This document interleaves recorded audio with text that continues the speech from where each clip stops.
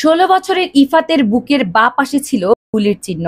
মুঠোফোনে ১৬ বছর বয়সী কিশোর ইফাত হোসেনের দুটি ছবি দেখালেন স্বজনেরা। একটি ছবিতে দেখা গেল সাদা পাঞ্জাবি পরা ইফাত গ্রামীণ একটি সরু রাস্তায় সাইকেলের উপর বসে আছে।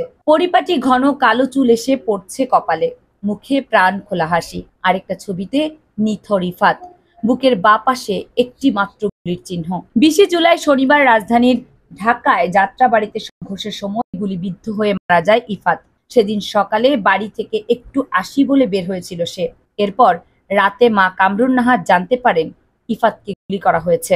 ইফাত হাসানের গ্রামের বাড়ি নোয়াখালীর বেগমগঞ্জ উপজেলার রাজগঞ্জ ইউনিয়নের মনপুরা গ্রামে। ২১ জুলাই গ্রামের বাড়ির কবরস্থানে তাকে দাফন করা হয়। একমাত্র ছেলেকে হারিয়ে কামরুন নাহার পুরোপুরি ভেঙে পড়েছেন। স্বজনেরা তাকে পাশের গ্রাম বাকিপুরে বাবার বাড়িতে নিয়ে আসেন। সেখানেই বৃহস্পতিবার সকালে কথা হয় কামরুন নাহারের সঙ্গে। ছেলের গুলিবিদ্ধ ছবি দেখিয়ে কামরুন নাহার বলেন, আমার ছেলে কোনো অপরাধ করেনি। সে একজন পড়ে থাকা আহত মানুষকে হাসপাতালে নিয়ে গিয়েছিল সেদিন। কোনো রাজনীতি সে করতো না, তবু তার বুকে গুলি করা হলো।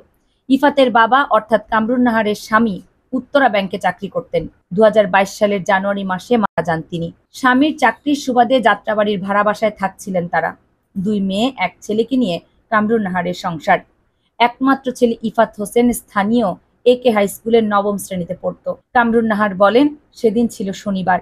দুপুর আনুমানিক ১২:৩০টার দিকে ঘুম ভাঙে তার ছেলের। হাত মুখ ধুয়ে বেলা ১টার দিকে বাসার বাইরে যেতে তৈরি হয় সে। দেখে তিনি তাকে নিষেধ করেছিলেন, বলেছিলেন বাইরে গন্ডগোল হচ্ছে, সে যেন না যায়। একটু পরেই চলে আসবো বলে বাসা থেকে বের হয়েছিল ইফাত। অনেকক্ষণ ধরে তিনি অপেক্ষা করছিলেন ছেলে আসবে, একসঙ্গে খাবেন। এরই মধ্যে বেলা ৩টার দিকে ইফাতের কয়েকজন বন্ধু বাসায় খবর দেন সে নাকি অসুস্থ, তাকে হাসপাতালে নেওয়া হয়েছে। তারও অনেক পরে ছেলের মৃত্যুর কথা জানতে পারেন।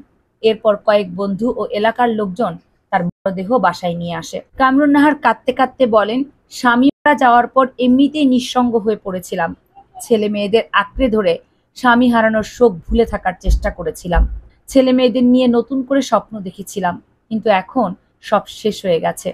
ইফাতের মামা শোয়েব আহমেদ বলেন, অত্যন্ত শান্ত প্রকৃতির ছেলে ছিল ভাগ্নে। সে ছেলেটি এভাবে মারা যাবে কে ভাবতে পেরেছিল। ইফাতের বড় বোন উম্মে সালমা ঢাকা বিশ্ববিদ্যালয়ের ছাত্রী। ছোট বোন তাজরিয়ানের বয়স ৪ বছর। একমাত্র ভাইকে হারিয়ে তারা বাকরুদ্ধ। আহ, এভাবে কত মায়ের কোল খালি হয়েছে তার কোনো হিসেব নেই। কামরুন নাহার, রাখি, কেয়ানার মিডিয়া।